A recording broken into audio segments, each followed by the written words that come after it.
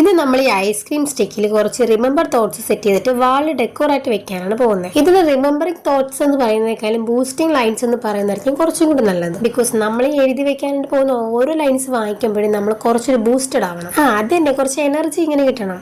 ഞാനിങ്ങനെ ബുക്സിലായിരുന്നു thought things ഒക്കെ എഴുതി വെക്കാറുള്ളത്. പക്ഷെ എപ്പോഴെങ്കിലും നന്നാവണം, നമുക്ക് ഇനിയും കുറച്ച് ഇമ്പ്രൂവ്മെന്റ്സ് വരുത്തണമെന്ന് മൈൻഡിൽ വരുമ്പോൾ അങ്ങനെ എഴുതി വെക്കും. പിന്നെ അത് അവിടെ തന്നെ ഇരിക്കും. അടുത്ത ഡേ പോയിട്ട് പിന്നെ വരുന്ന ഡേയ്സ് പോലും ഇങ്ങനെ തുറന്ന് നോക്കലുണ്ടാവില്ല. അപ്പൊ ഞാൻ വിചാരിച്ചു നമ്മുടെ എനർജി ലോ ആവുന്ന ടൈമിൽ നമുക്കൊന്ന് ബൂസ്റ്റഡ് ആവാൻ വേണ്ടി ഇതുപോലത്തെ കുറച്ച് ലൈൻസ് എഴുതിയിട്ട് വാലിൽ സെറ്റ് ചെയ്ത് വെക്കാം. അതാകുമ്പോൾ ബുക്കൊന്നും തുറന്നു നോക്കേണ്ട ആവശ്യമില്ല. റൂമിൽ തന്നെ സെറ്റ് ചെയ്ത് നമ്മൾ ഡൗൺ ആവുന്ന ടൈമിൽ നമ്മൾ എന്തായാലും ഓട്ടോമാറ്റിക്കലി അതിലോട്ട് നോക്കി പോകും.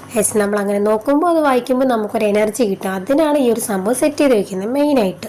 സംഭവം ഇത് കാർഡ്ബോർഡിലോ അല്ലെങ്കിൽ പേപ്പറിലോ എന്തിലെങ്കിലും സെറ്റ് ചെയ്ത് വെക്കാം. ഞാനിപ്പോൾ ഒരു വെറൈറ്റിക്ക് വേണ്ടി സ്റ്റിക്സിലാണ് ഇത് സെറ്റ് ചെയ്ത് വെക്കുന്നത്. അപ്പൊ ഞാൻ ഒരുപാട് തിങ്സ് ഒക്കെ എഴുതി വെച്ചിട്ടുണ്ട്. ഇതുപോലത്തെ ഒരു സംഭവം നിങ്ങൾ സെറ്റ് ചെയ്ത് വെച്ചാൽ എനർജി ലോ ആകുമ്പോൾ ഉപകാരപ്പെടും. ഇഷ്ടപ്പെട്ടാൽ ലൈക്ക് സബ്സ്ക്രൈബ് മറക്കണ്ട.